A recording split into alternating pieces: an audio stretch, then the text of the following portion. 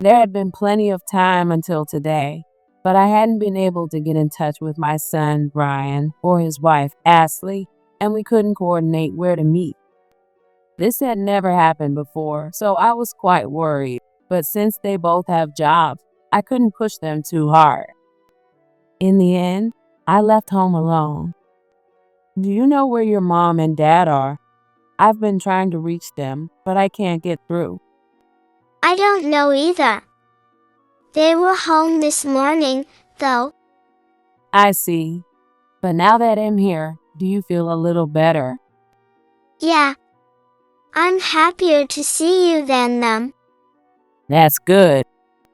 But as soon as I said it, I hesitated. Wait, is that really something to be glad about? I pushed down the uneasy feeling rising inside me and asked, trying to keep my voice steady, why do you feel that way? Because I don't think Mom and Dad really like me. While making soup, I find myself reflecting on life. Naturally, the first thing that comes to mind is my husband.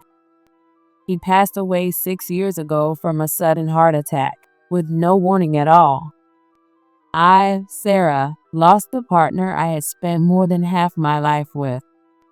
My husband and I have a son, Brian. He's about to turn 30, a full-grown man now. When he was young, I had my hands full with him, but it's been a long time since those days. The last time he really gave me trouble was more than 10 years ago, when he was about to graduate from college and hit a roadblock in his job search. He was a complete wreck during that time. He would lash out at things without a second thought, sometimes raise his voice at my husband and me, and in the end, he was on the verge of going down the wrong path. But we managed to stop it just in time. My cousin, Matthew, who held a decent position at a company, pulled some strings and helped Brian land a job through a connection. After that, it was like a weight had been lifted off his shoulders, and he gradually went back to being himself. My husband and I, having watched the whole thing unfold, both felt an immense sense of relief. I can still remember that feeling vividly. Before long, Brian fell in love with a woman named Ashley at work, and they eventually got married. But since the details of how that happened don't have much to do with my own life, I'll skip ahead a bit. 7 years ago, my beloved granddaughter Lily was born. I was overjoyed when she came into the world. My husband was still alive back then, so the two of us celebrated together, even more than the parents themselves. It breaks my heart that he didn't get to watch Lily grow up, but at least he got to see her face, and I want to believe that brought him some happiness.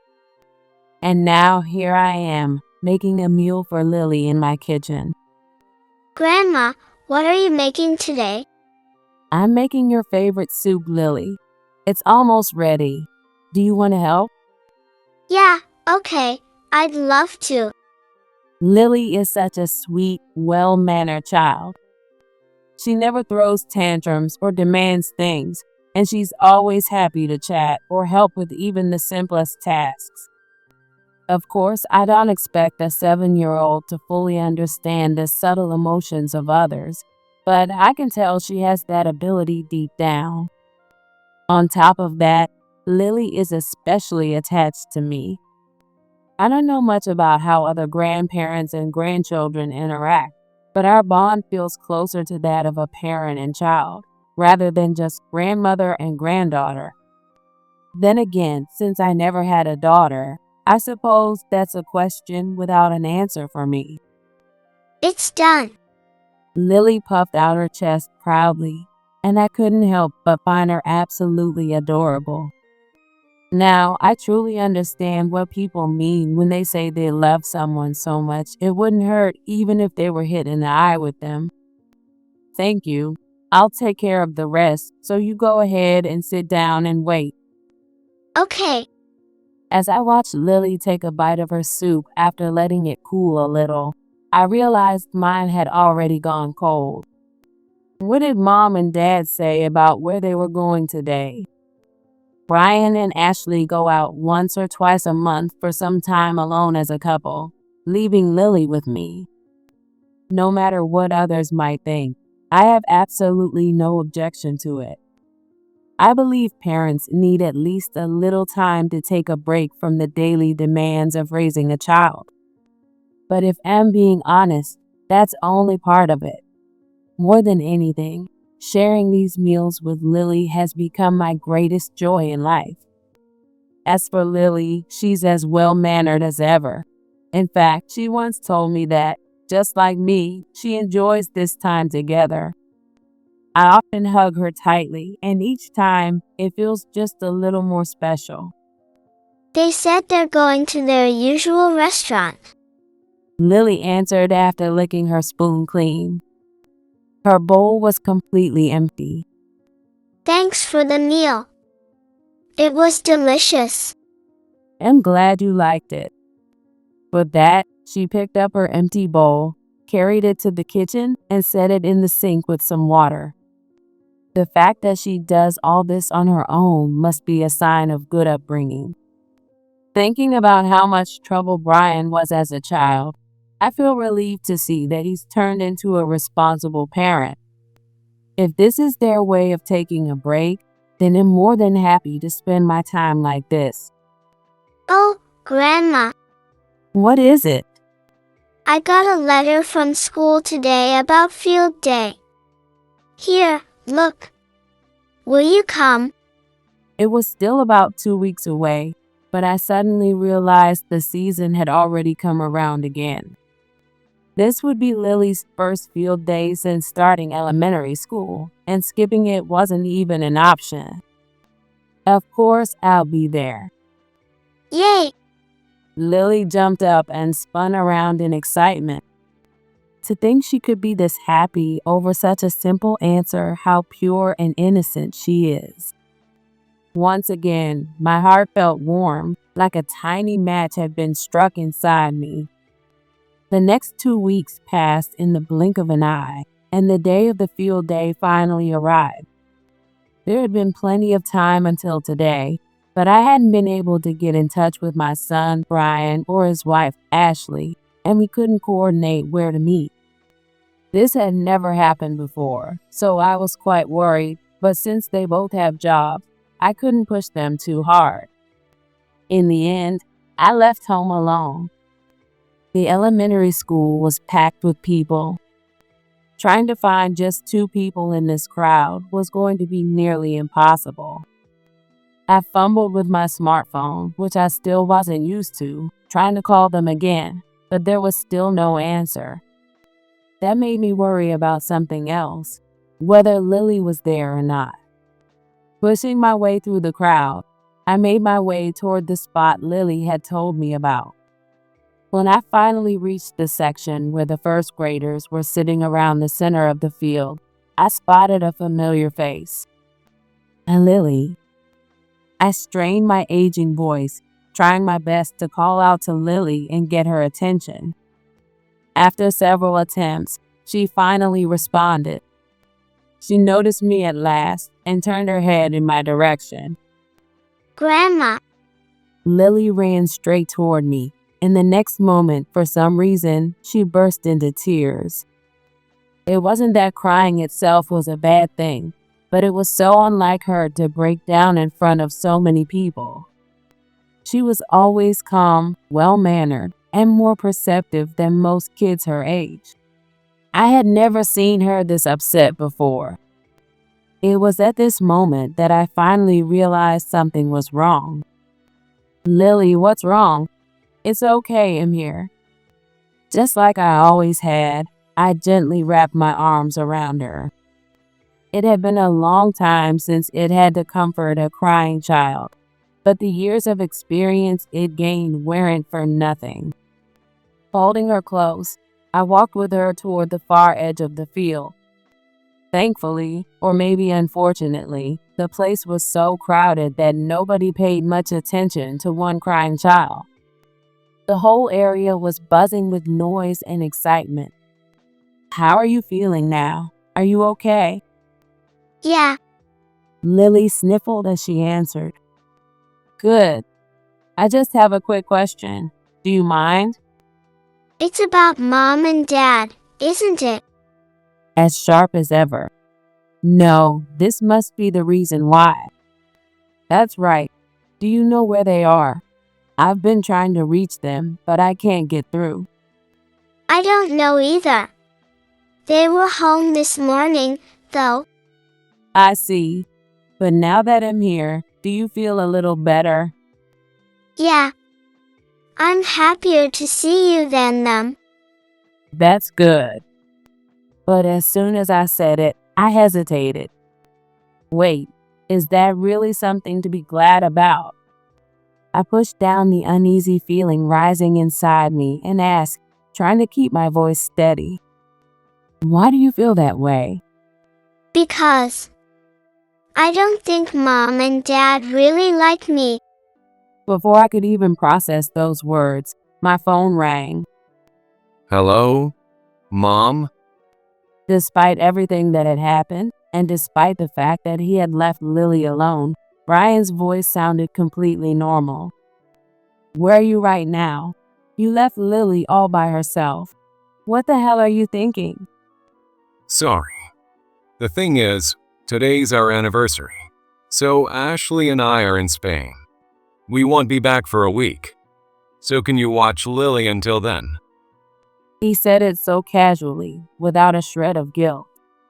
I couldn't even comprehend what he was saying at first. And when I finally did, shock hit me before anger could, followed closely by disappointment. Then the anger came. Are you serious right now? You didn't even leave her lunch or anything? But the call had already been disconnected. The dull beep of the ended call rang in my ears, but I barely registered it. Grandma, I swallowed the fury rising inside me and turned back to Lily. It's okay, I'm here. I wasn't sure who that "it's okay" was really meant for, but maybe it was for myself. Lily, you'll be staying at my house for a while. Also, I'm going to grab us some lunch, so be a good girl and wait for me, okay? okay, but are you sure? Of course. Your mom and dad had some last-minute work come up. It always happens. That's why I'm alone every night. What?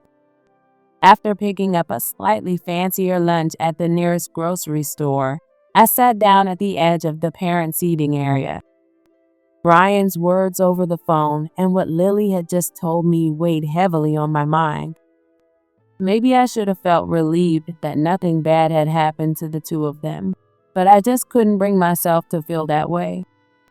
Of course, there's no excuse for both parents skipping their own daughter Lily's field day. And the fact that they were off on an anniversary trip abroad made it impossible to keep my anger in check. On top of that, when Lily said she was always alone at night, I instinctively lied and told her they had urgent work. But in reality, this was probably how things always were. Luckily, I thought of a way to find out for sure. Hello, Matthew. Sarah, this is Rare. What's up? Actually, I need a favor. Would you mind? Without much preamble, I briefly explained what had just happened.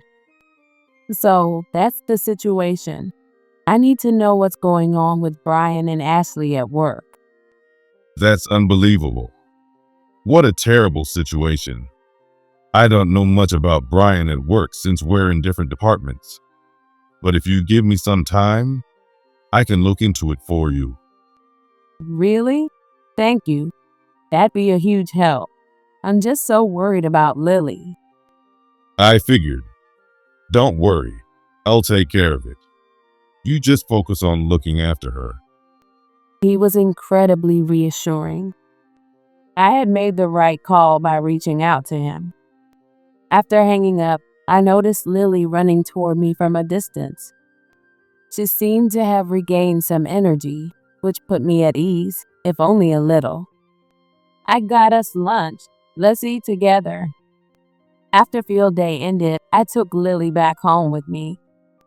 But since she didn't have any extra clothes or other necessities, I needed to go to Brian and Ashley's house to pick them up. By this point, I had organized my thoughts, and my anger had reached its peak. I couldn't believe they were capable of doing something like this. At the same time, my anger was directed more at myself than at them. It was a deep sense of disappointment and regret that I had noticed the signs before things reached this point. That's why I was planning to go not only to gather Lily's things, but also to find any clues I could. Of course, it wasn't trespassing or anything like that. I had a spare key, and they had entrusted me with Lily's care, so I had every right to be there. I had wanted to leave Lily at home and search for evidence thoroughly, but I realized that wouldn't be good for her.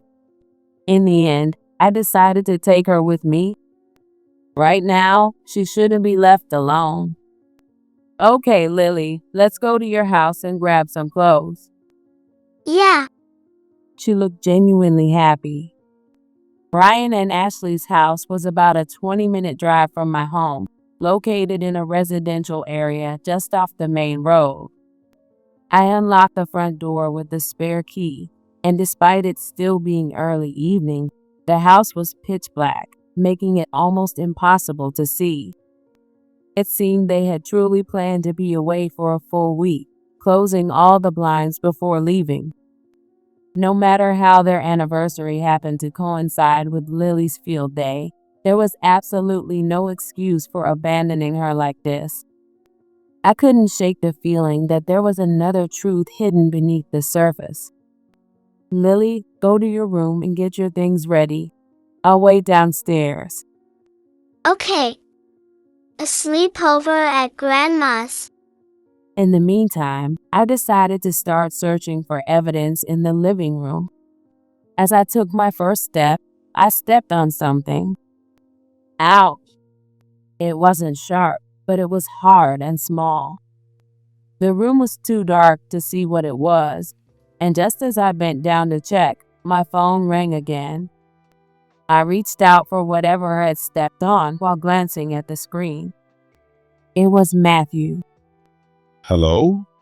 Is this a good time? Yes, I'm fine. Did you find out anything? I answered, trying to ignore the pain in my foot. Hopefully, it hadn't come through in my voice. Yeah. Though I'm not sure how useful this is, I figured I should tell you anyway. It seems that Brian and Ashley have a terrible work ethic. Constant tardiness and unapproved absences are the norm, but they hardly ever work overtime. I was honestly shocked. So if they're coming home late, they're probably just wandering around somewhere. I can't believe they leave little Lily alone until late at night. The sheer level of stupidity was beyond anything I had imagined, leaving me at a loss for words. This is just my guess, but the more you dig, the more dirt you're probably going to find. You might want to brace yourself. Meanwhile, the object I had picked up was a casino chip. Hello, Sarah? Are you okay? I might not be. Look into it a little more. I'm going to do some digging on my end too. I had seen these on TV before, but this was the first time I had ever held one in real life. I knew exactly what this ordinary, unremarkable chip was. Near where the chips were scattered, there was a card that looked like a membership pass with visit dates recorded on it. They had been going about twice a month, and the dates matched perfectly. It seemed that they were addicted to gambling. And then there were the envelopes stacked on the dining table, all bearing the names of what looked like loan companies. The harsh reality these things pointed to was too overwhelming and raw to ignore. At the same time, an intense fear gripped me. A world I had thought had nothing to do with me was now unfolding right in front of my eyes. It was dark, heavy, and pressing down on me like a weight I couldn't escape. The night before Brian and Ashley were set to return, I got another call from Matthew. I found something big. He sounded shaken, and even though I hadn't seen him in years, I could clearly picture his expression. Turns out they've been stealing from their company. I can't believe the mess we've been dealing with for years has turned into something this massive. I had already considered this as part of the worst case scenario, so while I felt disappointed, I wasn't surprised. If anything, I gained a sense of certainty. I had been transferring money each month for Lily's future, but I knew now that it was long gone. Not only were they unsatisfied with their own earnings, but they had gone so far as to steal from others and even their workplace just to pour everything into gambling. Lily's well-being meant nothing to them. Thinking back, if the trip to Spain had really happened, they had probably hit a big win and spent it all on luxury instead of paying off debts. My heart burned with anger. Ultimately, my anger was not so much at Brian and Ashley, but at myself for not realizing the truth sooner and for not saving Lily when I still had the chance. If only I had picked up on something. If I had stopped them somehow. I knew it was too late for regrets, and that only made my anger grow stronger. Matthew, I have one last favor to ask. At this point, I'm in all the way. Besides, the embezzlement issue affects us too. I want both of them fired immediately. Sarah, are you serious? Yes, I've had enough. People who abandon their own child deserve consequences. And even if they hadn't, they still committed a crime. This is just the natural outcome. Well, you're not wrong. Got it. I'll handle it on my end. I'll call you if there's any progress. Thank you. The next day, Matthew called again. Sarah, it's done. Once we started digging, the evidence kept piling up. It was an open and shut case. Justice had been served. The day after Brian and Ashley returned from their trip, they finally contacted me. I had been waiting for their call. The fact that they hadn't even planned to pick up Lily on the day they got back was shocking. Mom, what the hell happened? I don't think I need to explain anything. This is just the result of your own actions. No way. But firing us out of nowhere? That's insane. Did you really think I knew nothing? What? When I went to get Lily's things, I found out everything. That you're addicted to gambling, that you've been taking out loans to cover your losses, that you've been ignoring debt collection notices. I'm sure you even spent the savings I had put aside for Lily, didn't you? No. That's a misunderstanding.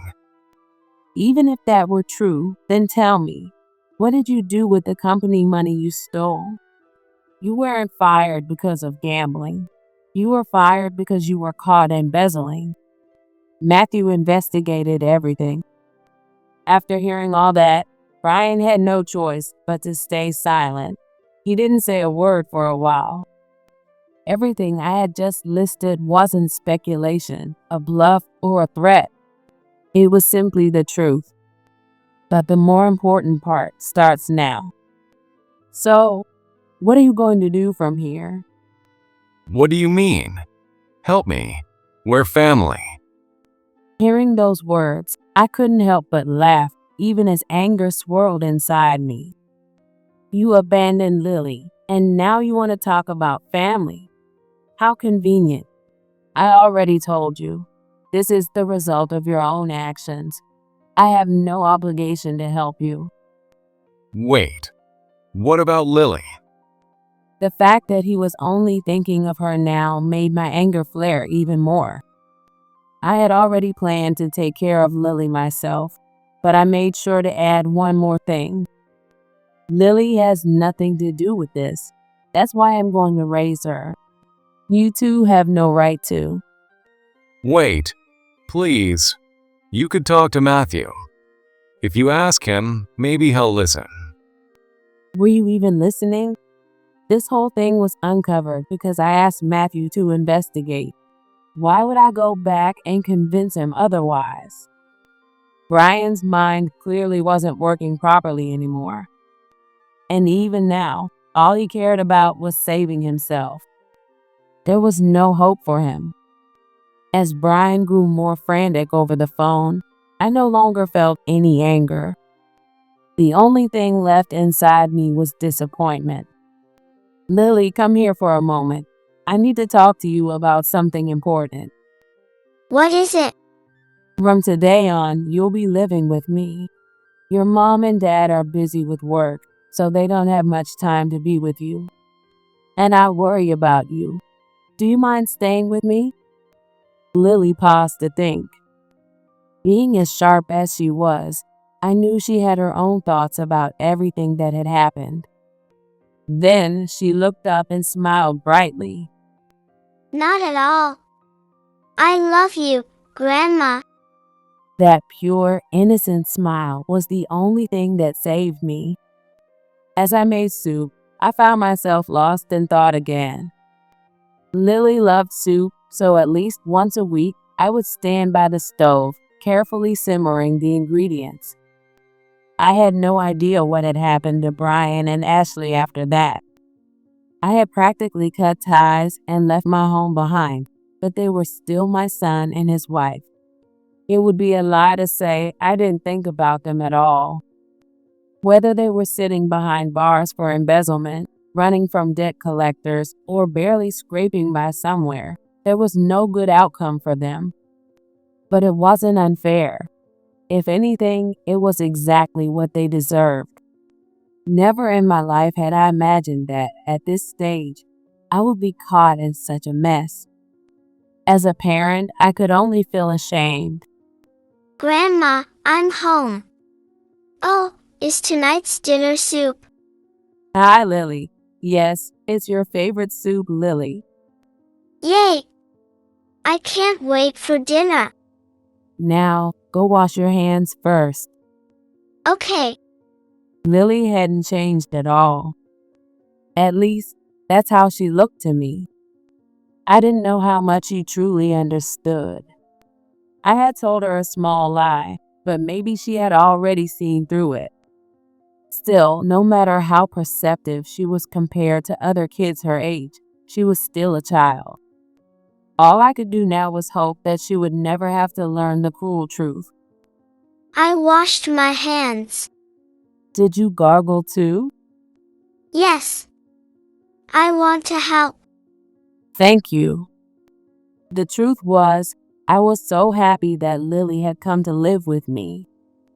Being alone was lonelier than I had imagined, and I had always looked forward to her visits. But now, living together under the same roof, my heart felt full again. After everything that happened, we moved to a new place, knowing they might come looking for help. But I have no regrets about that decision now. At this stage in my life, nothing made me happier than seeing my granddaughter smile up close. Lily, can I ask you something? What is it? She tilted her head slightly, her big eyes shining with curiosity. She was still so pure. Do you ever feel lonely or sad being away from your mom and dad? Lily took her time before answering. I do feel lonely, but being alone is even lonelier. So I'm really happy I get to be with you all the time. I see. I couldn't find any words to say back. So instead, I just held her tightly in my arms.